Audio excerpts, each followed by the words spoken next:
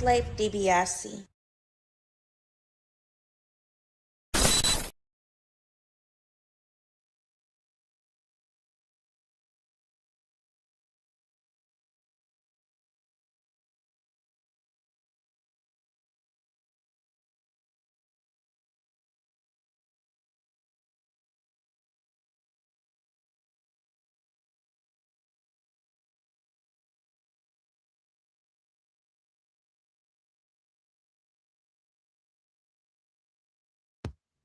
Yeah, thank you, moderator, doing your job. You know what I'm saying? She said she couldn't hear me, so I didn't have to go all the way in.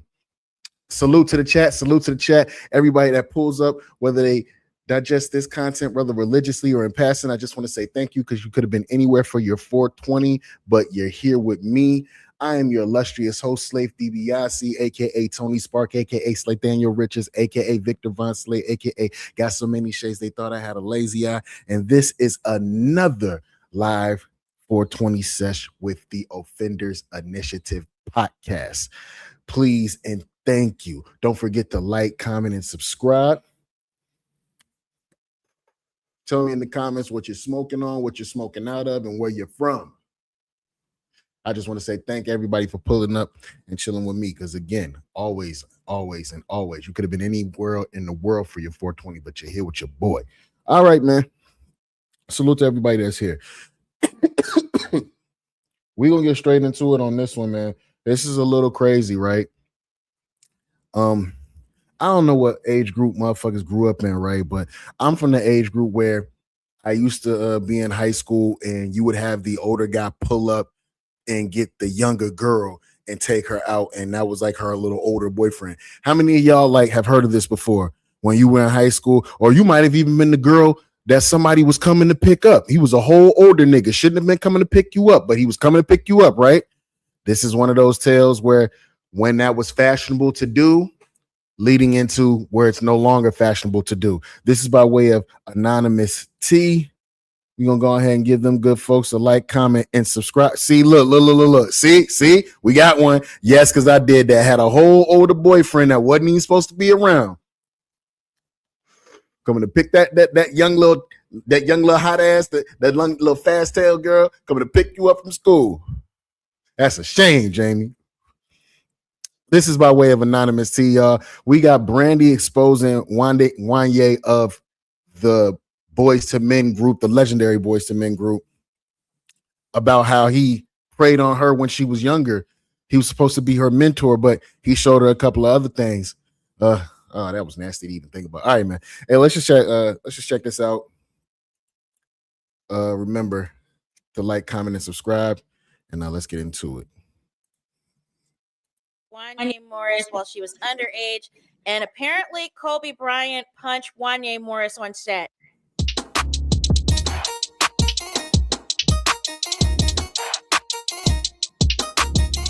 Hey there, it's Anonymous T, where we spill the tea anonymously. Hello, everyone. Hello, YouTubers. Hope you guys are all having an amazing day today, sending good vibes, sending positivity, sending blessings, and good energy to each and every single one of you. Thank you so much for tuning in.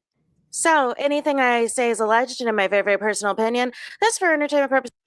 You got to tell them folks it's alleged, because you could be sitting up here having a whole conversation and it'd be a bunch of untrue shit. You just heard it from one motherfucker and you saying, hey, did you see that before? I don't know, but allegedly, you got to say that now.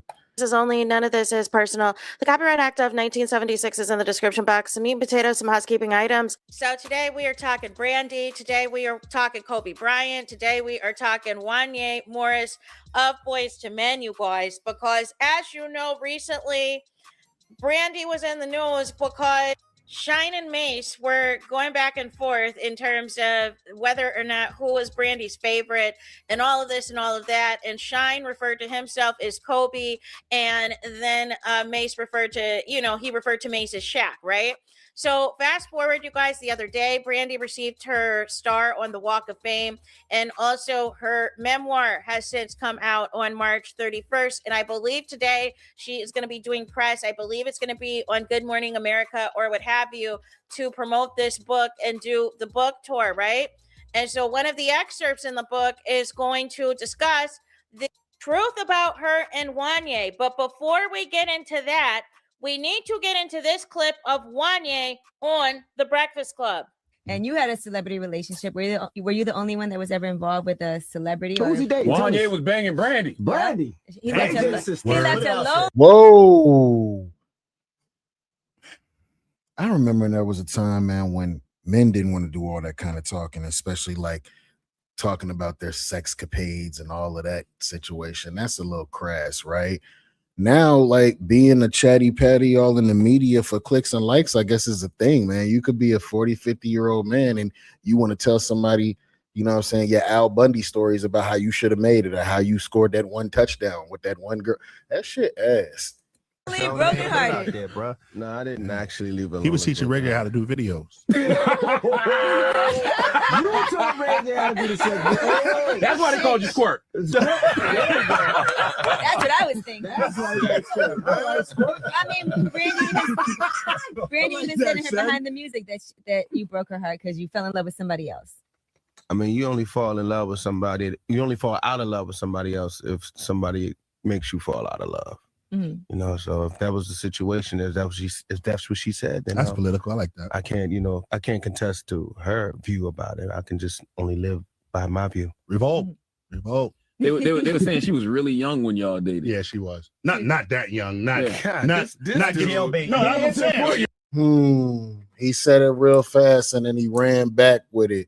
Like I said, back in the day, back in them late 90s, late 90s to early 2000s, you had the older dude pulling up to school to come and get the young girl. That was cool back then, right? That was cool back then. Now, you know, you want to get some little clicks and likes up, you just go back in your Holodex, and tell everybody who you was kicking it with when you was a teenager. Y'all niggas, God rest her soul, y'all niggas would have hated to hear the people that Aaliyah probably would have told y'all was trying to get at her when she was 15, 16. But you know, that's why. But that's why I stopped it. Hold on. But that's why I stopped it and said that she wasn't that young because I don't want y'all to think Boys to Men was no. She said I was young too. She said she was 15 and she had to keep it a secret because she was so young. See, we did the thing. We did the thing when she was like 16, 17, around that time. You know, you was so you were still a boy too. You I wasn't old. I wasn't men like yet. 38 years old, nothing like that. I was old enough to. She was old enough to get it. Okay, but was it legal? What's old enough to get it again? I don't think 16 is. I'm pretty sure 16 is not old enough to get it. I could be wrong, but I know I'm not. Legal in the state y'all was in.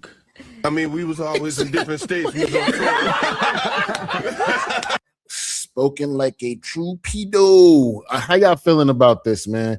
Your man back in 2014, Wanya Morris of Boys to Men having a whole conversation where he is gloating about being nasty little freaky frog with a youngin'.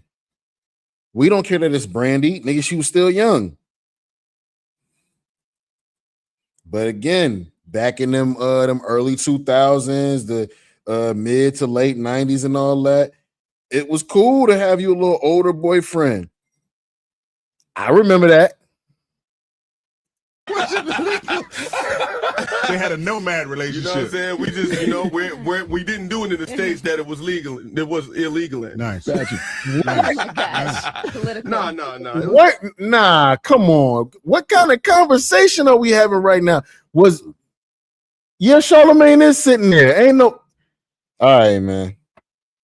Cause you know me. I'm stopping the tape. I'm blowing up the candles. I'm cutting off the microwave. What you mean? We didn't do it in certain states where it was illegal. What was illegal? Let's get back there. Fuck the album. Let's get back there. See, yeah, nah. That's crazy. You know what I mean? It was a time. It was a relationship. It grew and it ungrew. I guess you could say that. Squirted and unsquirted. Squirted and unsquirted. I like that. This interview was mad disrespectful, and I'm surprised that it didn't get the backlash that it did basically Wanya is confirming that Brandy was underage, talking about some 16 or 17, and talking about I was young too because I wasn't 30, but you were a whole grown man. And the tea is, y'all were allegedly fighting over Adina Howard. It is what the tea is that you left Brandy because you were messing with Adina Howard, aka Freak Like. Come on. AKA Miss Freak Like Me. I'd have left Brandy ass too, man. Y'all stop playing out shit. Adina Howard would have been over her all day, every day. Like me. So with that being said, we're also going to get into this clip of Kobe Bryant punching Wanya Morris in the face, you guys. Let's get into it. I was on Moesha a lot. I did a lot of background work for Moesha. And then, he went with Brandy. That was his girlfriend. Oh, they went to the prom or some shit. Yeah, and I seen him sock Wanya from Boys II Men in the mouth over her with a cast on. He had a cast on one of his hands. Just socked him out. Bang. Like right there. Like, yeah. Yeah, Crazy. Brandon T told us about that. He said that Kobe just fucking went off on set real quick. Yeah, but he would be there. He would be there all the time. So, and then Wanya was like trying to like be on Brandy, or maybe that was his girlfriend, maybe. But Kobe just came and took the bitch and socked him. Bang! It's the end of the road, bitch. So yeah. God, you figure I was there. I was right there. I seen it. Jesus Christ. Yeah, man. Hollywood's a What are you gonna do motherfucker. back to Kobe? Now, I believe Brandy and Kobe. Hold up, man. Shout out to the Black Mamba. Shout out to the Black Mamba, man. Now he rolled for his little underage girlfriend. What is going on? That is crazy. This is off the dome. I believe their age difference is like 6 months apart or something like that. But I wanted to just give this context before we get into this article. Now, it's on People Mag, but it is everywhere. And it says the following. It says that Brandy has said, you guys, that as far as her relationship goes with Wanya Morris of Boys II Men, that I believe is still currently on tour with New Edition and Tony Braxton, says that ex-boyfriend Wanya Morris of Boys II Men, quote, took advantage of her due to their age gap. The shame. See, when you start using those unfriendly buzzwords, that's where it gets a little scary. Words like taking advantage of, and this might not wrap back around too well for Boys II Men, because now if Wanya's doing that and he was doing that around those other Boys II Men, what were they doing as well? Now that's gonna make you go over there and look at them too. Game ends here. In her new memoir, Phases, R&B superstar Brandy opens up about Morris being her first when she was a teenager and he was in his early 20s. Brandy opens up like never before in her new memoir, Phases, out now. The R&B superstar shares that she dated Boys II Men star Wanya Morris when she was a teen and he was in his early 20s. The relationship scarred her, she writes, and she now feels like he, quote, took advantage of her youth and her being naive. That doesn't sound good at all. That doesn't sound good at all. But I'm wondering how you could have a whole relationship with a child and be around other grown people and they know that it's going on, yet nobody stops it. But now you're scarred. These are just questions that I have. Brandy says as well that she's opening up for the first time about a relationship she says that has haunted her. In Phases, the R&B superstar's new memoir, she shares details of her late 90s relationship with Boys II Men singer Wanya Morris that she began dating when she was 16 and he was in his early 20s, which means Brandy was underage. Whole grown man. That shit is so nasty, bro. Like, y'all, now I'm looking at it as a grown man. Y'all old head niggas ain't had no fucking game, so y'all was pulling up on young hoes. That's what it was. That's nasty, bro. And because you're using yourself as whatever status that you got, it kind of preys on these girls like little spirit. This is a bad one, man. I don't know. I'm not feeling this right here. And maybe if she does feel that way, that he was predatory towards her, she should definitely let somebody know about that one. and put him under the jail. 50 years later, it don't matter. Everybody that was around it, that was okay with it, put them under the jail too. Y'all like, comment, and subscribe on that one, man. That's all I gotta say about that one. But on to the next one. We got a new Supergirl trailer. Has everybody seen the Supergirl trailer? The new one makes it look like a bit of a, it's giving me Guardians of the Galaxy kind of vibes.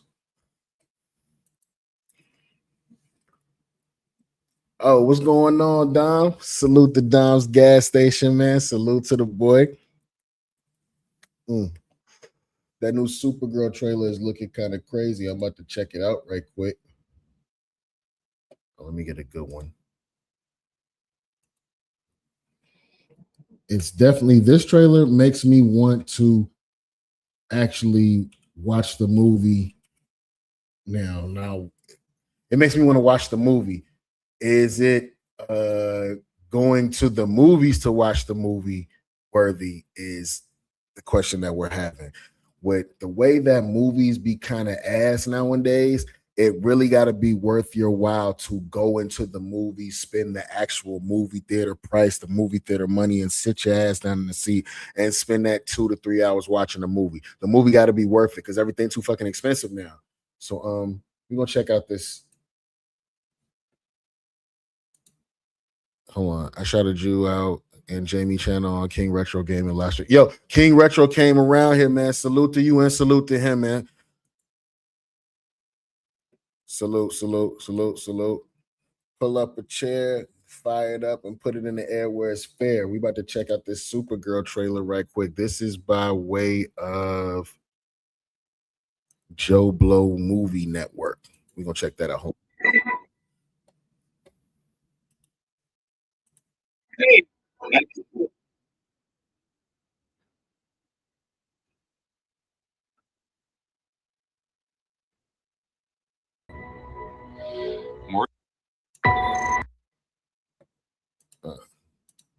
Hey, I was just touching base to see when you think you might be coming back. You know, I'm just worried that you're not going to find your stride here if you keep going off-world all the time, Kara. I'm worried you're not going to find your people. Yeah, well, that's the thing, Clark. I have no people.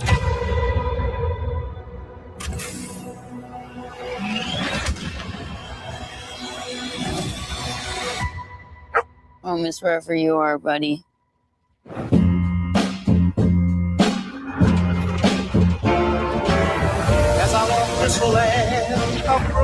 Crypto and I at least had each other.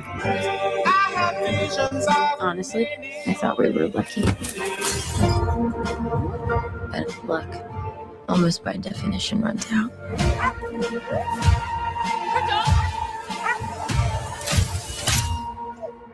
What can I do? The Brickens carry the antidote on that person. He has 3 days. You cannot give up on me. It's a crime of the Yellow Hills. He murdered my innocent family.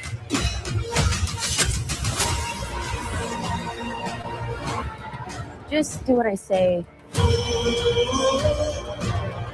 And don't die. This does not look like this is gonna end well for you guys.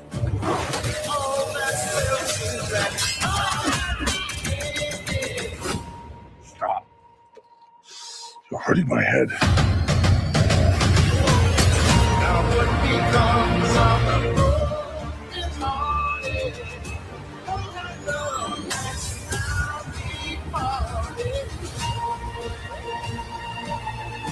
Revenge. It won't take your pain away.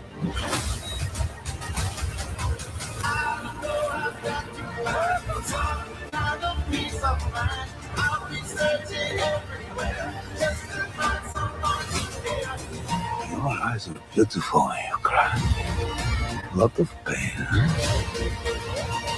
A lot of suffering. There's no home without you, buddy.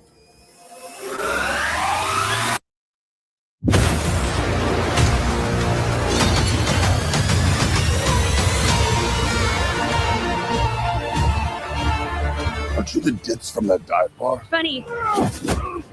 That's what I've been calling you. Touche.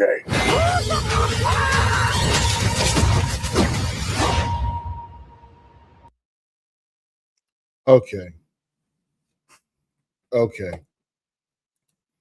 Got a question from Dom's gas station. He says, do you think 2026 is going to have a good year for movies, or is it looking mid so far? No. 2026 might make a lot of shit shake back. There's so many supposed already lined up good movies that's coming out really, really soon that's going to make TV get their shit together. You understand what I'm saying? TV is going to be out here trying to compete.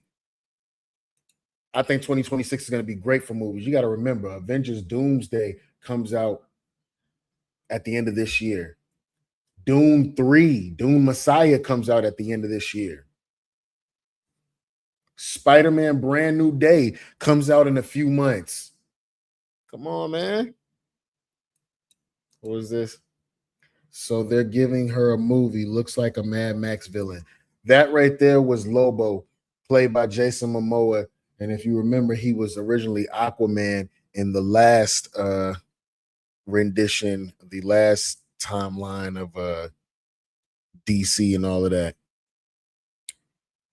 For real, Jason Momoa is kind of born to play this role as Lobo. This is in the same vein. If he ends up doing what I think he does with the role, this is going to be in the same vein of how you feel like you can't see nobody else play Deadpool but Ryan Reynolds. It's going to be one of those, I think. The main villain might be some sort of alien nation that she done got to beefing with. What I don't like is why they got Supergirl running around looking like, she's smelling like Christian Slater all day. That she's Supergirl. Y'all gonna turn her into a drunk alien?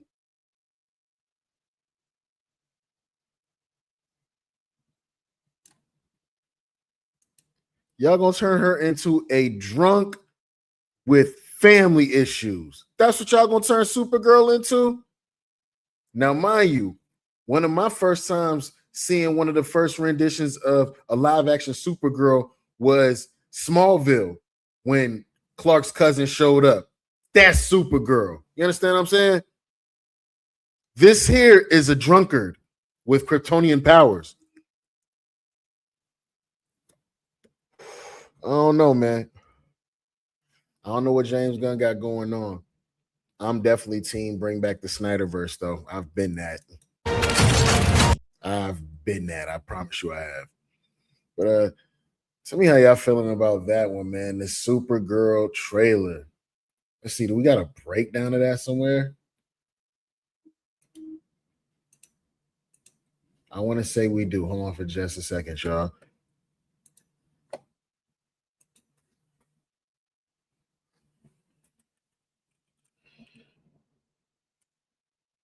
We got a trailer breakdown somewhere.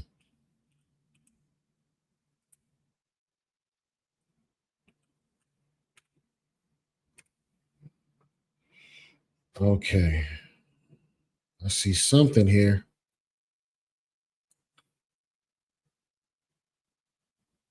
Here we go, by way of Comic Cast.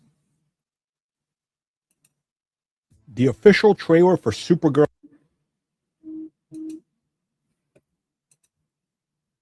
This is by way of Comic Cast too. Y'all know we love everything they do. Motherfucker said, nigga, I haven't seen Smallville in years. You just unlocked the Hey, yo, no cap, bro. I'm telling you, Smallville, that was like pre-Superman, you know what I'm saying, in another universe. He ended up showing up later on one of the other TV shows too later, man. But that's a whole nother conversation. But hold on, we're gonna react to this trailer breakdown by Comic Book Cast 2. Okay, so kicking off right into the trailer, we start off with a familiar face. It is a message that Clark Kent, aka Superman, obviously, sent to his cousin Kara Zor-El. He's wondering what she's been up to, where she's at, and talking about, her place in the world, more or less, the people, and all that. Clark obviously sees himself as somebody that's, from Earth. That's the only home he's ever known. With the dialogue that's playing and what she's saying, obviously they're establishing a different character here with Kara. So what we see here is that she is talking about how, okay, Clark, they're your people. I remember my home.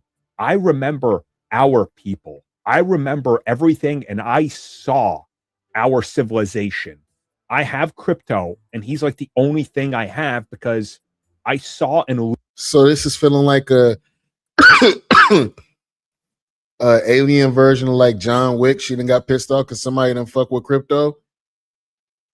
Do we not feel like the Superman movie was kind of like about crypto too a little bit? Come on, man. Yeah, hey James Gunn, you can run DC Studios, but you can't write everything and run too, because don't think we're not watching how all of this shit is just becoming reused, man. So now she a drunk with a damn puppy. Okay. Lived through the destruction of everything when I was sent here, just like you. But of course, she's older, so she has direct memories, and we can see she has some PTSD here. And also we see her being sent off on the journey to Earth. And it definitely looks like that when she's being sent, that she's being sent by her father, which makes me think of this shot later in the trailer, which features flashbacks. And I think that that's probably going to be her mom. So again, it looks like she's lived through some tragedy that's obviously going to have ramifications on what's going on, how she remembers things, and the trauma she's went through, and trying to just find her place in the universe. So to me, the trailer here really nailed what they're going for in terms of the emotional aspect and what sort of story we can get from this. And it looks like this is definitely going to be a better case study for who this character is than Superman was, which was loaded with so much action that we barely got Clark's story, outside of that one scene.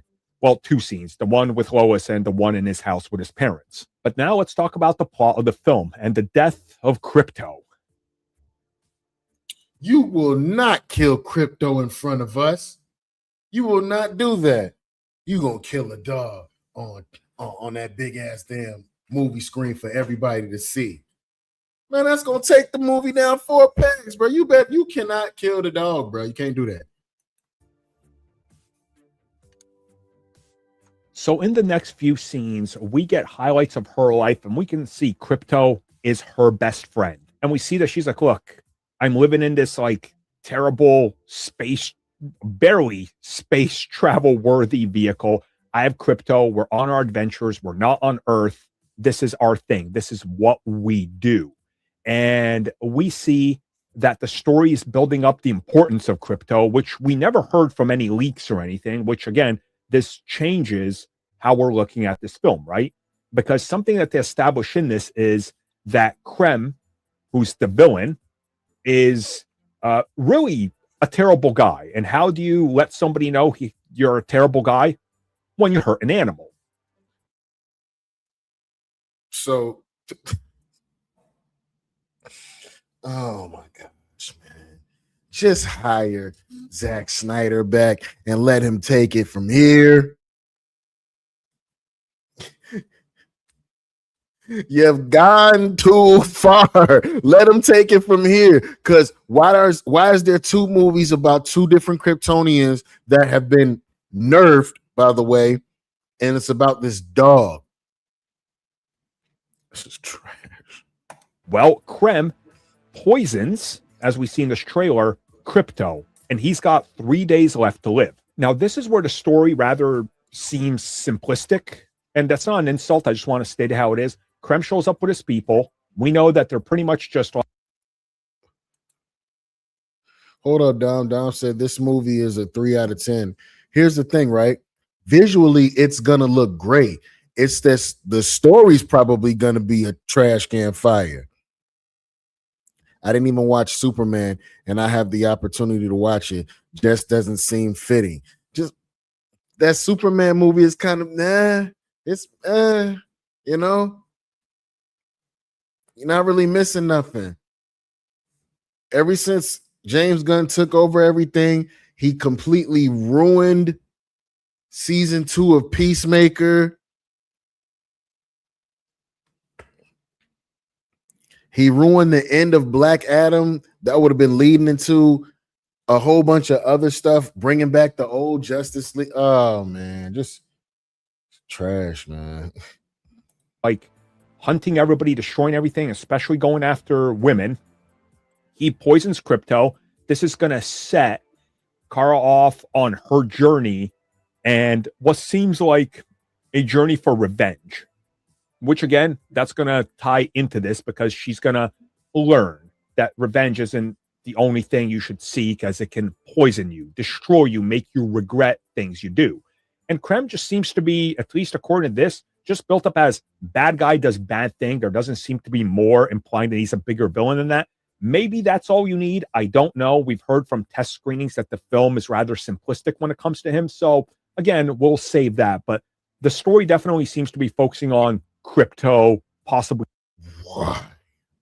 They've done it already. We get it. James Gunn is trying to be different. He done brought the dog in. We done brought in Crypto because nobody's ever done a live action version of Crypto. It's trash. Stop this shit. Please stop before everybody just totally gives up on DC. There are so many comic books that you could take so many storylines or take from different storylines and put them together and make your own. There's so many different comics you can follow, and James Gunn just does whatever the fuck he want to do. You know how you mess up a bowl of shit, you add more shit to it. That's what happens. And that's what's been happening with DC Studios, bro. I'm telling you, like, I'm gonna watch this movie, but I don't see me going to the movie theaters to watch it. I don't want to be disappointed. Done, which we then see is going to take Kara, because her home clearly gets destroyed, on a journey to meet some interesting people. And this character who's been described as her sidekick, if you will. And in this, we learn that she's a survivor of Krem's attacks. He wipes out people and whole groups, if not entire communities. And if somebody survives, they're going to hunt them. She seems to be on the run, runs into Kara. And it's these two that are off on their tag team adventure, if you will, where they are trying to, find Krem and his people and stop them, which leads them to various locations that we've seen, like this spaceport looking thing and some sort of ground-based hub dive bar for scum and villainy. They turned her into the female version of Star-Lord, minus the fucking rest of the Guardians of the Galaxy, man. That's what she is. She's Star-Lord, female version of Star-Lord. That's basically what this movie is about. Oh, this is trash. Oh. To be honest, I haven't been hyped or excited watching a DC Marvel film since the Hulk. That's a tall thing to say. I would say DC and Marvel have definitely had different trajectories and places that they've went as far as some of the movies that they've made or whatever as studios. But to have a consistent continuity like the Marvel Cinematic Universe has, and they had it for the better part of over 10 years, which led into a lot of folks' childhood, that being the Infinity Saga with the original OG Avengers. Like, Marvel was hitting after hit. Everything was hitting until after Endgame. After Endgame, I don't know where shit went. I don't know, but they've been hitting and missing.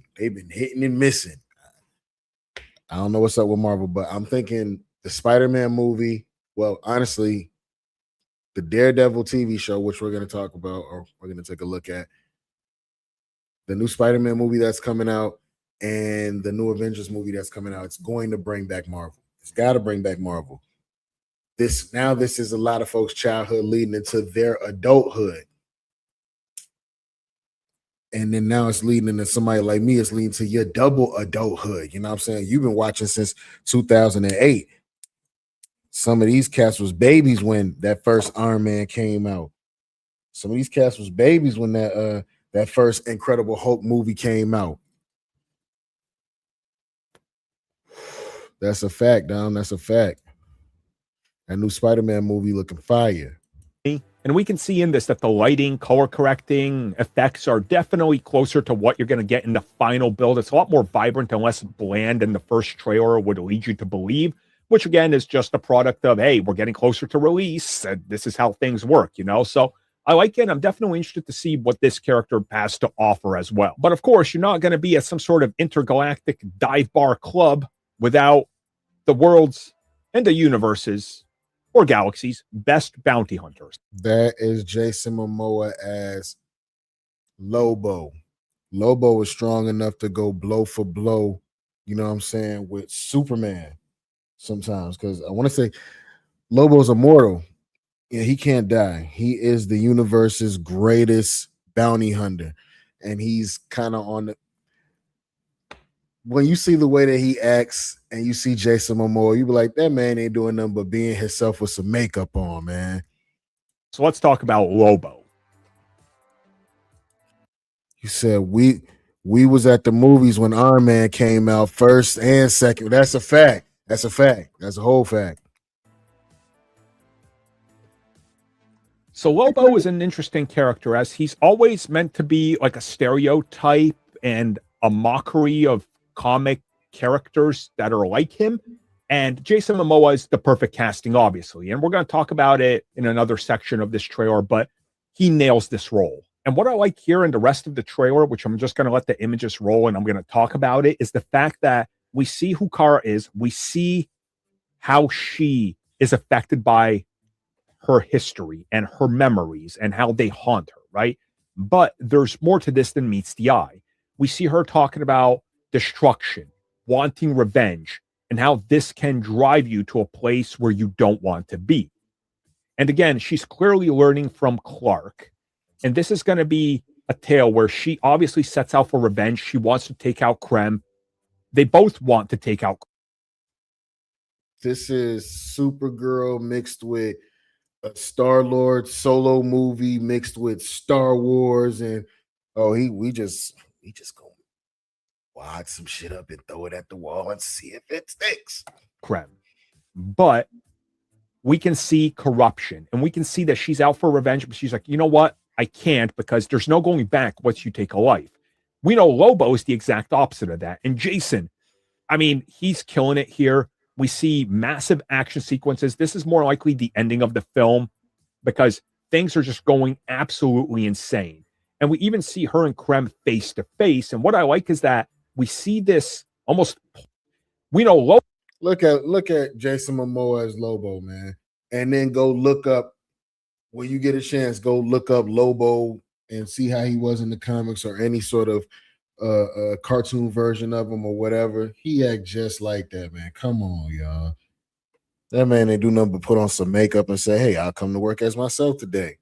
Him and Ryan Reynolds might be sure shots for these type of roles. Like, this is who they're born to play. Lobo is the exact opposite of that. And Jason, I mean, he's killing it here. We see massive action sequences. This is more likely the ending of the film because things are just going absolutely insane. And we even see her and Krem face to face. And what I like is that we see this almost poison effect on her. Something's going on with her, almost like she's been shot with the same poison. You know, the same poison that Crypto has been shot with. Here's my prediction. It's going to come down to she has to choose. Crypto and not herself. I think there's going to be like 2 or 3 vials, probably 2. She's got to choose. Is it going to be Crypto or is it going to be this person who I've just helped with along this entire journey? And what do you do? And I think this is what they're going for emotional stakes. She's going to have to save herself and somebody else she loves. And this film. So we going to kill Crypto? You do not introduce no dog to us and then kill him off. You. Oh, man. You do not introduce Crypto the dog to kill him off in our face after 1 or 2 movies. You also don't make 1 or 2 movies strictly about him too. Like that's kind of crazy as well. I think it's going to build up the relationship of this literally becoming like a reflection of herself. Parallel stories, but they're both in it for revenge. Then they realize that drives you kind of to a wrong place. And now, does she let her die to save Crypto, the only home she knows, or does she let go? And does she go to Clark, who is her new home? You guys get what I'm saying? I think they're going to sacrifice Crypto for the emotional punch. No, don't say that, comic book cast. Don't do that to us. I don't know. Then again, it might not hurt nobody because I don't know how many people actually went and saw Superman. You would have to go back and see the new Superman that just came out to have any sort of emotional attachment to Crypto by the time this Supergirl movie comes out and they kill him off. Weird. It could be heavy. So hopefully you guys enjoyed a quick breakdown. Again, I'm sorry it's not as long as the other trailer, but again, a lot of this stuff is stuff we've already known. So we're kind of just, talking about the basics we find out in this. Thank you for checking out that video, and thank you for your continued support. Feel free to like, share. All right, man. That was by Comic Book Cast. So y'all tell me what y'all thinking on that one. Are we going to the movie theaters to see Supergirl? Is that a movie that's worthy of you going to spend that real popcorn money, that real ticket money, that real asses in seats money? Is Supergirl, does it look like one of those that's going to bring you outside? Remember, I told y'all, nowadays everything's too expensive. If you come outside for a movie, it really got to be one of those. Otherwise, get out you live on that one.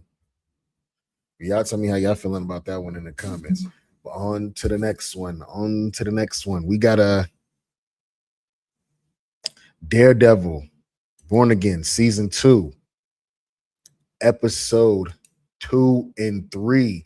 It just dropped, and it's taking me back to that old Netflix feeling. It's taking me back to that old Netflix feeling. Hold on, what you said? Catch it on stream. I tried the TV show and nah. You try which TV show?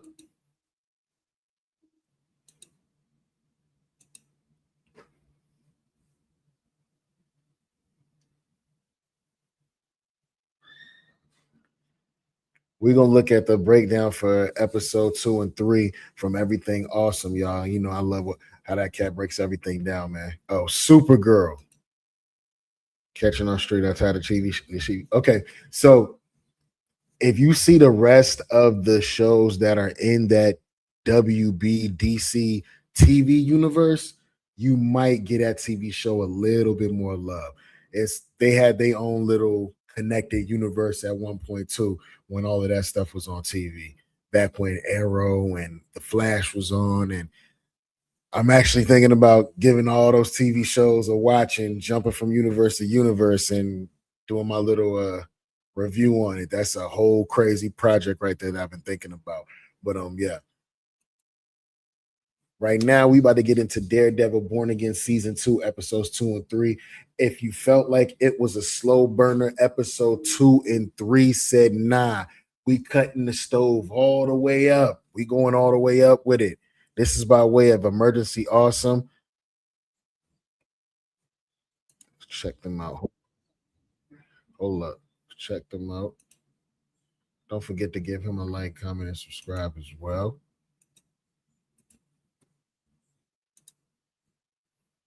In a much bigger way, and I cannot wait to see him go completely off the rails this season. He's going to be totally unhinged. The title of episode 2 is Shoot the Moon, which is a reference to a win or lose all scenario. Hold on. Whoa, did you just see how your man slid across the floor? Hold up. Check this again. Daredevil went crazy just now. He had bullets actively coming at his. All right, man. Hold on. I like the way they hyped him over in the MC. Most commonly in gambling and invest completely off the rails this season. He's going to be totally unhinged. The title of episode 2 is Shoot the Moon, which is a reference to a win-or-lose-all scenario used most commonly in gambling and investing. We get the Marvel TV logo with sirens blaring in the background. It's also meant to be a bit of a wink at Daredevil's double Ds. As we saw in the first episode, since the events of season 1 about 6 months have gone by, Nah, he funny as hell. All right, man. there's been a growing resistance in New York City who's sympathetic to Daredevil and hates Kingpin. So it's sort of like Daredevil's army slowly building in the background. We also see Daredevil perching on top of a roof nearby, watching the paramedics take Cherry to the hospital after the events of the fight at the end of the episode. He feels the knife carving, figuring out that it was Bullseye who saved him, but we don't quite get the Bullseye Daredevil reunion yet. But we do go to our first real shot of Dex, Bullseye, who's come back to the same church that Matt's mother, Maggie, kept him at during season 3 of the Netflix series, big callback, when she was nursing him back to health after the Defenders series. Yo, I thought that Bullseye had shown up to that church to kill Matt's mom. I said, at some point, I keep trying to tell y'all, there are some people in these comics that they gotta go. They gotta go. Bullseye, this version of Bullseye, bro, he gotta go. He killed your best friend Foggy in front of you, and you still let him live. If he would have found that man's mom at that monastery, bro, he would have killed her in that church, bro. I'm telling you, there are some. That's his Joker right there.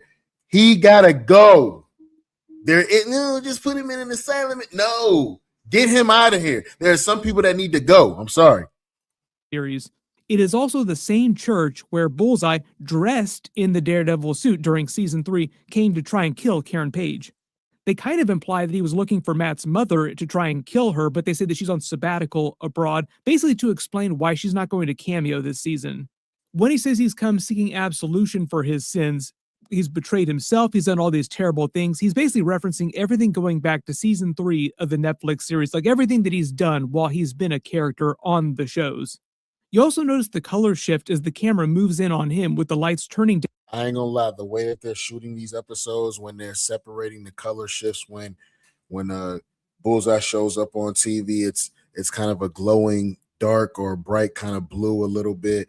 When Wilson Fisk, the Kingpin, is on, it's a white light. And then when Matt Murdock as the Daredevil shows up, or even when he's not as the Daredevil, when he's still deciding what he wants to do, it always shows up as like a red and black theme around him.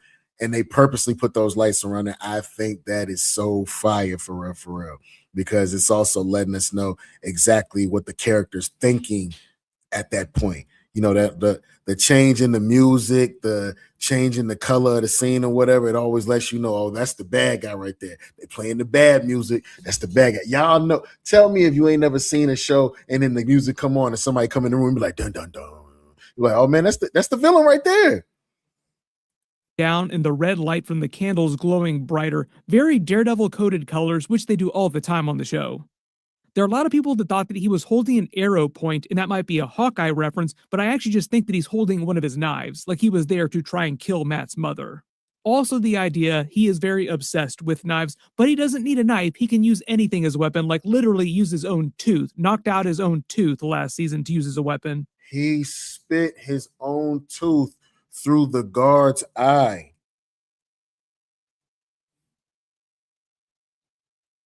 This is somebody, like you said, the man that don't miss. He's one of those. This is their version of Deadshot, I guess. When we go to Fisk, he's training for a boxing match that's coming up in a future episode. We see a couple references to that boxing match in posters across the next couple of episodes. Buck Cashman tells him what happened with the fight at the end of episode 1. Daredevil escaped, Cherry went to the hospital, and they know that Bullseye was there and helped Daredevil. But they're not totally sure what's going on. But Fisk is correct that he has no real allegiance in this, like Bullseye isn't part of Daredevil's army. He's just kind of out doing his own thing, this agent of chaos. Kingpin also frees the Beast on his trainer. Feel kind of bad for that guy. Oh, nah, I don't feel bad for that guy because if you go back to the scene right before that, you had Wilson Fisk, the Kingpin, talking to his advisor, Buck, who was, letting him know certain things. And the trainer was like, yo, dude, you got like 2 seconds, and then you got to get back to your train. And he was like, "You getting soft on me? Never known you to give up." You know, it's two grown men talking, and you in the background yapping and shit, right? So my man Kingpin just got upset with the shit. And he hit the Rah! He hit the dude, caved his chest in with one hit. Classic. I definitely sent him to the emergency room, and it's just meant to be another example of Kingpin slowly losing his grip on sanity, turning more and more into the old Kingpin from the Netflix series. When he became mayor, he tried to become a pacifist, but his old self just kept seeping through, like his true nature kept leaking out, until finally by the end of this season, we'll probably see him go full Kingpin again. Matt then tells Karen Page all about Bullseye and Cherry. Their guess is that Bullseye was trying to kill two birds in one stone. Bullseye hates Kingpin, and he hates Daredevil, and wants to get rid of the anti-vigilante task force, so he killed them, pissing Fisk off. But because Kingpin will blame Daredevil for the task force deaths, Bullseye then sticks it to both Kingpin and Daredevil at the same time. Two birds in one stone. Also kind of implying that we're headed for an enemy of my enemy is my friend situation between Bullseye and Daredevil, where they're forced to work together against Fisk in the task force. When he tells Buck that he doesn't want to out Matt Murdock as Daredevil, but he wants to capture him, it's because he doesn't want people to love Daredevil more by associating him, like tying Matt Murdock to Daredevil together. So his new plan is to get the entire city searching for Matt. Yeah, nah, he doesn't want them to get tied together just yet because it's not convenient. Matt Murdock went missing. He has a story to tell. And if he's Daredevil, the guy that's been trying to stop all of this political corruption and all of that right there, it's going to make vigilantism. It's going to make it look like that's the way to be. Val from the Thunderbolts, she can't control vigilantes. They're dangerous to her. And she's giving a freeway of political freedom and lawful freedom to the Kingpin as the mayor to do it as he sees fit when it comes to vigilantes. Murdock to find him, so that the people who hate Daredevil are searching for him across the city, and the people who love Matt Murdock are also searching for him, like two different groups of people. Basically, Fisk getting the entire city to do his dirty work for him. You also notice how hard it was for him to speak the words that Matt Murdock was a hero. Like it almost made him physically ill to speak those words. We get another one of those viral videos with BB pretending to be Fisk, calling him out on all the shady stuff that he's doing. It's very Mr. Robot coded. They started to set up the idea. See, I'm going to tell you something. That whole her doing the videos, acting like she's him and all of that, it's really dangerous. And this is the type of stuff that got BB's uncle knocked off. I'm telling y'all. Of a confrontation between Daniel. The Kingpin took that dude up by his head and choked him in midair. And this is the guy that you're trying to antagonize. Blake and BB as he slowly figures out, like eventually figures out that BB is the one leaking all the information. You can kind of see the direction that this arc is going because they want to make it seem like Daniel Blake wants to be a good person. BB wants to help him be a good person, but he's just so deathly afraid of Kingpin doing something terrible to him that the real big threat now is whether or not Daniel Blake is going to sell BB out to Buck Cashman, who basically told him, find out who the leak is, and then... He's definitely going to sell her out. He's definitely going to sell her out. And if he can knock off dude right here in the process, that might help in his favor too. I feel like a boy is trying to get a whole lot of favor with Wilson Fisk, the Kingpin. So he's trying to get in on their other business. That's what that is. Turn them over to me. And obviously Buck Cashman would then kill BB. Kingpin then talks to Powell about Bullseye, and you notice that they're more worried about Bullseye than they are about Daredevil, mostly because Bullseye is so unhinged and so lethal. You also notice that Powell doesn't know that Matt Murdock is Daredevil and mentions hauling both of them in separately. I kind of love the wordplay that goes on here too, where he says, I'll bring in Daredevil's head on a spike and I'll haul Matt Murdock in on his knees. And Kingpin is like, either one would be fine. I'd be totally happy with either one of those things. I like how Kingpin is keeping it G though. He knows that Matt Murdock is the Daredevil, and his right hand, the British dude Buck, also knows that Matt Murdock is the Daredevil. He even told him, hey, why don't you just sell him out as the Daredevil? He said, no, make him into a hero. That way, when he's seen out, people will come around and he'll be seen more versus making him public enemy number one. And he'll continue having to hide. Vincent D'Onofrio is playing a great Kingpin. I'll tell you that much. All because they are the same person.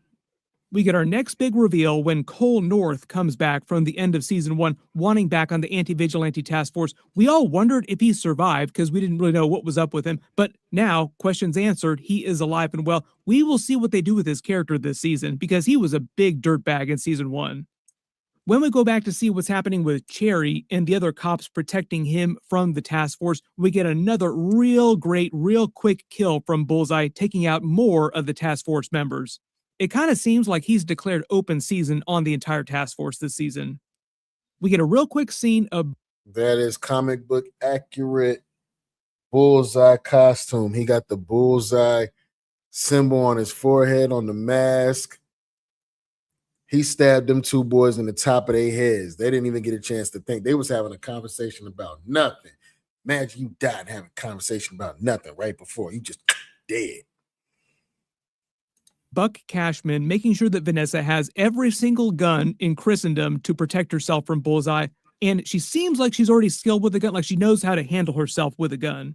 What it seems like they're doing with her arc over these couple of episodes is just setting up a confrontation with Bullseye, because if you remember during season 1, Bullseye hates her because she manipulated him, and he hates Kingpin, so he tried to kill both of them during season 1, and now it just seems like he's back to his old test, and they're going to try and kill him again at some point this season. But it kind of seems like they want you to focus more on the Vanessa-Bullseye rivalry that's going on this season. We also get a brief moment where Vanessa asks Kingpin why he wanted to become mayor in the first place, why go through all the trouble when he was just as powerful, if not more powerful and more free as a crime boss, and he makes it sound like he is obsessed with having a legacy. Basically, it's all ego for him. Then we get probably what is one of the biggest reveals over these first couple of episodes is the Kingpin has a child with Vanessa. That's what she meant when she said that you have an heir. Basically, he has a child out there. In the comics, he has a son named Richard Fisk, and they referenced it during Spider-Man Across the Spider-Verse Into the Spider-Verse as well, too. Maybe we'll see his son in season 3. Like, it just feels like important that they're referencing him in this. She did say you have an heir.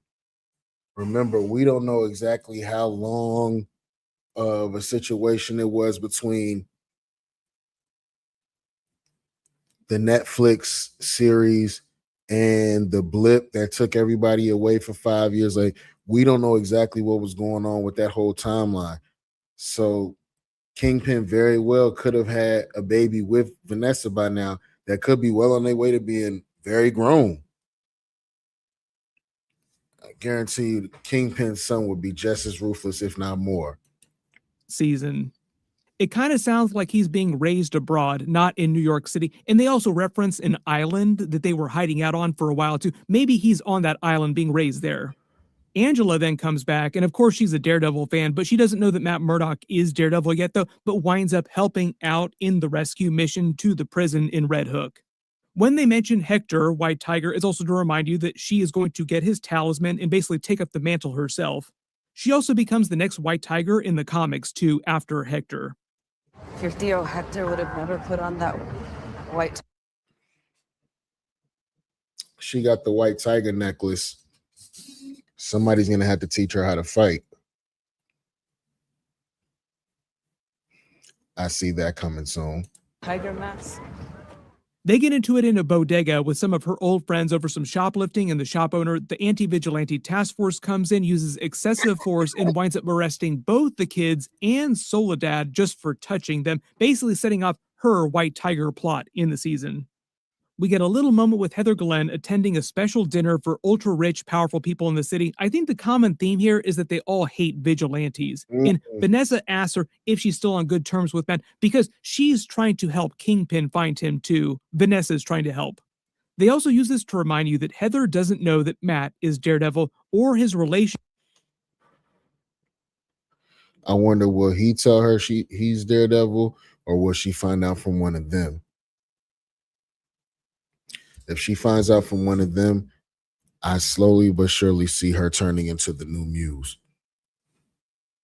I mean, this whole having PTSD of seeing him whenever she's alone and all of that crazy shit. She's turning into Muse. Relationship with Punisher, wondering if Punisher or Daredevil killed Matt because she doesn't know where Matt is right now.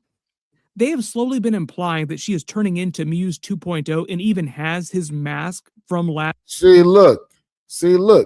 You're turning into Muse. Why do you have this man's mask? The guy that was trying to cut you up and use your blood as damn paint to paint on the wall. Disgusting, gross, nasty, trash. You have his mask? Why would you have his mask? She got issues. And I don't know how Matt isn't picking up on all of this neither. He ain't checked back with her or nothing. She's turning into a whole psycho. Because who's looking at the mask of they? All right, man. Season, so you kind of wonder if they're building towards a situation where she's in Muse outfit, like she's gone full Muse, and she's confronted with Daredevil and almost tries to kill him too, and he has to reason with her like, no, I'm Matt Murdock, like I'm your old boyfriend. There's also a bit of a funny moment too where Vanessa responds to her chuckling when she tells her that Matt is still alive, like, oh no, I don't think you need to worry about Matt Murdock being alive.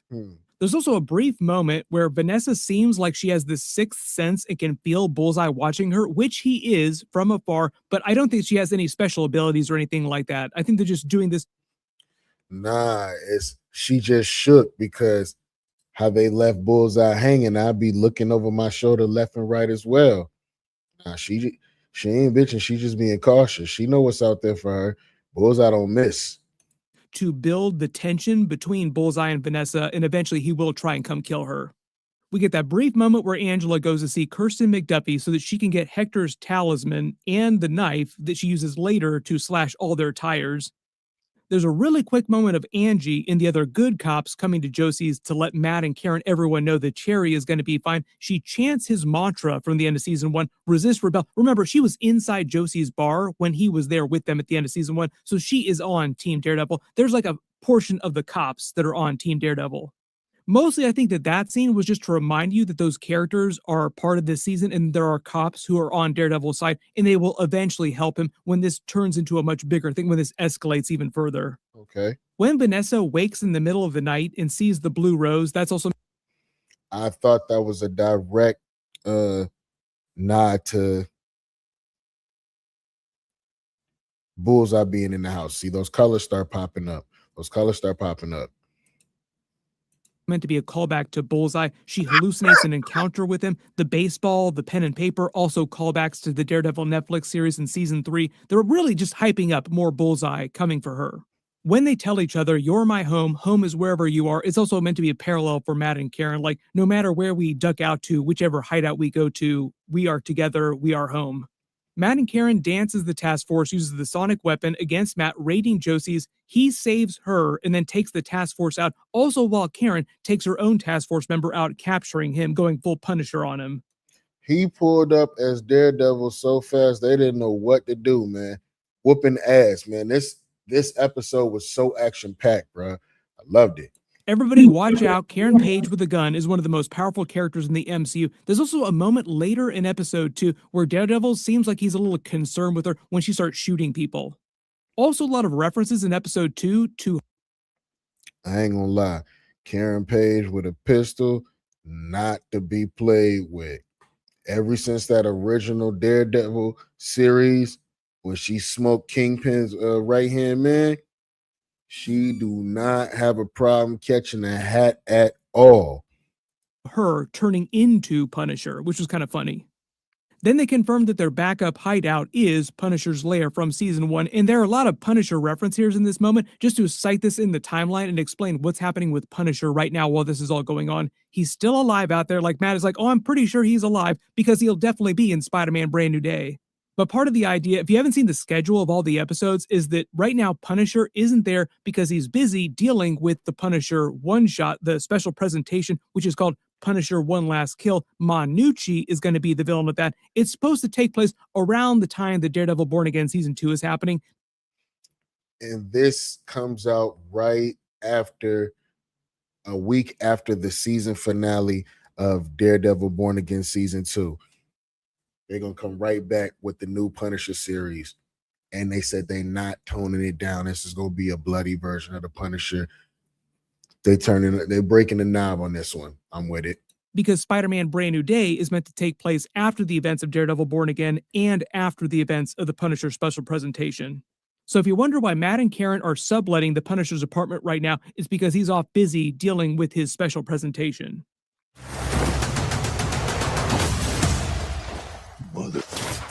Go home.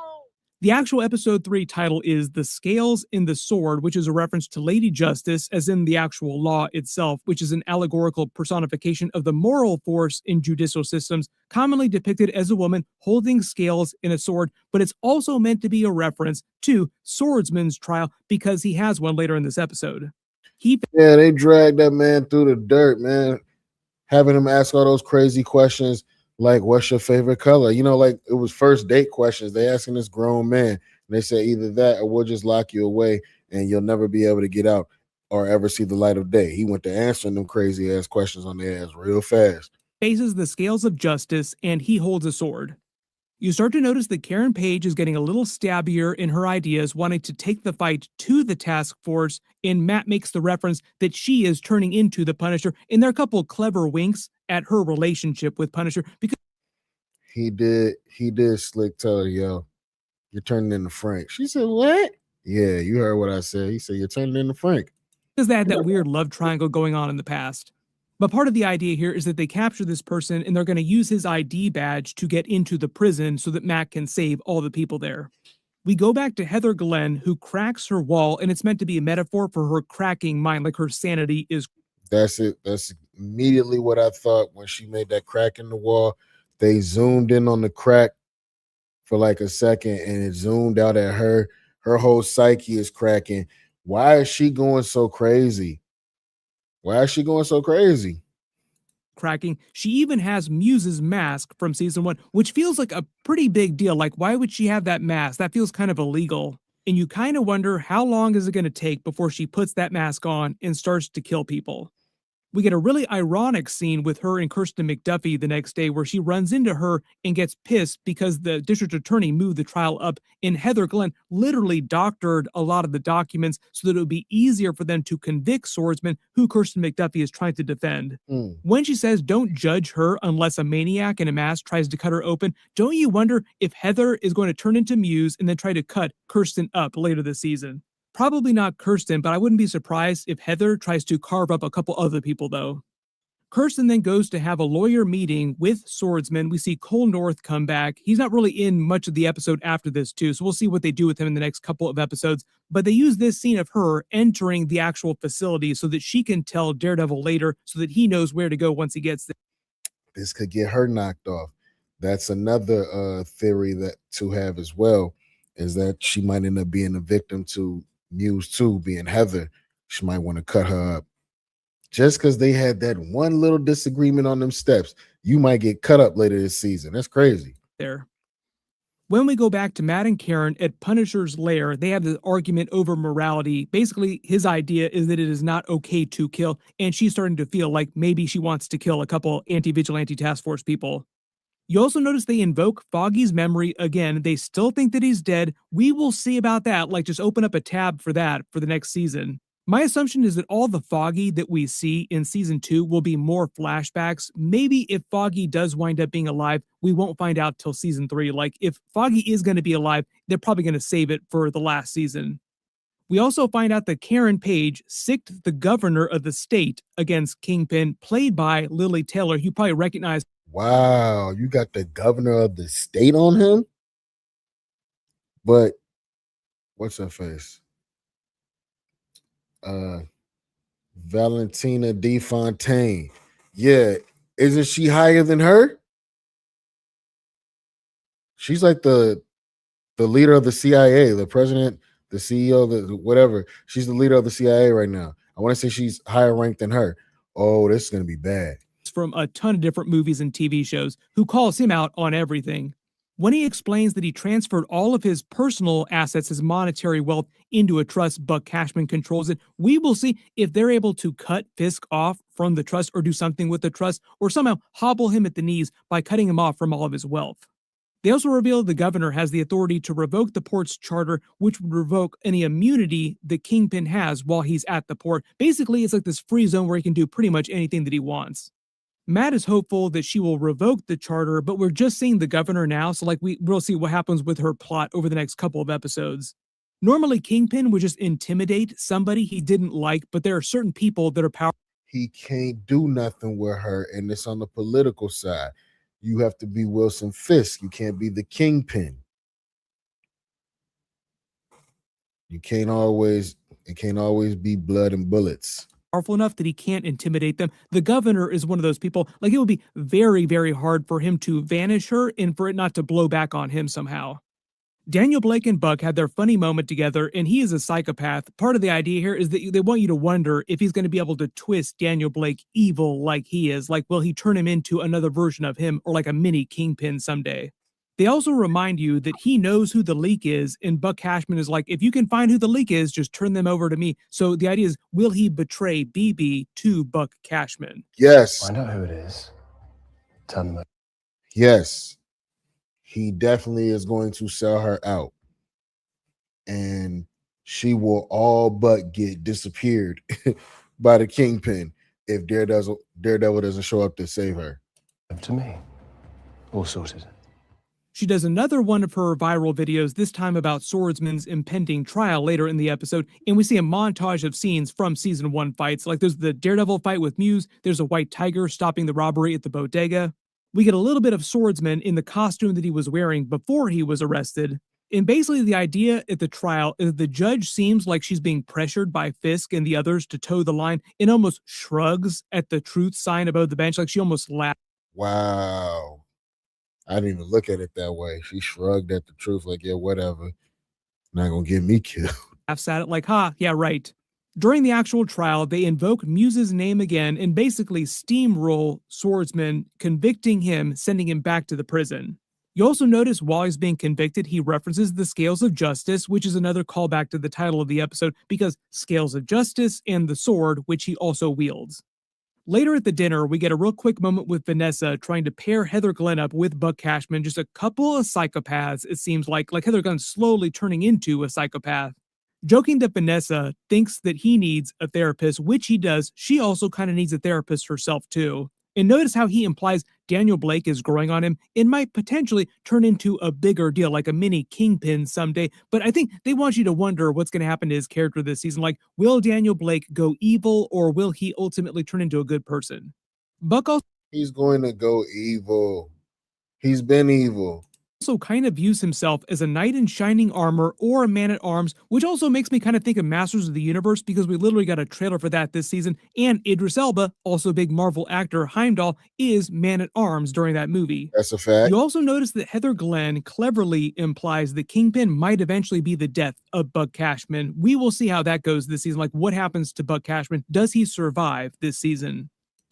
Most of the time, those right-hand men, they don't never survive. They don't never survive when it comes to those mafia bosses. They right-hand men end up dying to protect them. That's how it always happens. Get another BB report, and they mention Kingpin's boxing match again, and Matt and Karen cleverly leave the message to Kirsten to meet at their old office so she can give them the information on how to get into the actual prison and where to go. Then I absolutely love this entire action sequence, like basically this entire part of the episode where he infiltrates the prison, takes out all the guards, and we get a really cool team up between him and Swordsman saving it. I ain't gonna lie. This little scene right here was very, very fire, man. The way that they flip the cameras and all the different way that both of the characters moves, man, it was fire. Everybody, along with Angela also teaming up with them too. You also notice that Angela is now wearing the talisman and gets a little speed boost, like a little stat boost that Hector also got, like those actual magical powers in the talisman. Yoinking the comms, using it to contact Matt, hijacking their vehicles to help everyone escape, and Angela slashing their tires with Hector's knife. You also notice how Daredevil reacts when Karen shoots one of the guards, like he's a little concerned. Remember the references to her slowly turning into another Punisher? Hey, it's either take that that sorry ass guard out or we get found out. Like, what do you want to do here? We weren't here. We're not here infiltrating the enemy lines to go sell Girl Scout cookies. Come on, man. Might be more of that this season too, with her just getting stabbier and stabbier. But the real big WTF moment that they end the episode on is Fisk basically killing all the workers, detonating the actual ship in the harbor so that he can pin it on Daredevil again and say, Yo, he killed all those dock workers. Oh, man.